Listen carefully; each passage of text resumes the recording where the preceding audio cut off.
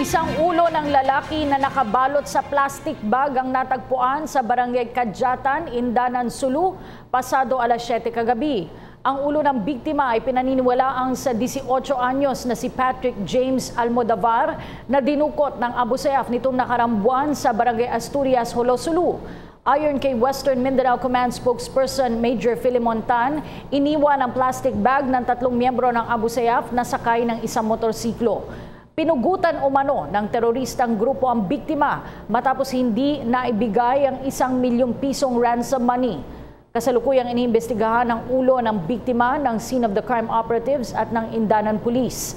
Muli namang siniguro ng militar na prioridad nilang mailigtas ng buhay ang mga natitira pang bihag ng Abu Sayyaf. Ako po si Cathy San Gabriel. Subscribe na sa PTV YouTube channel. I-click lang po ang subscribe button.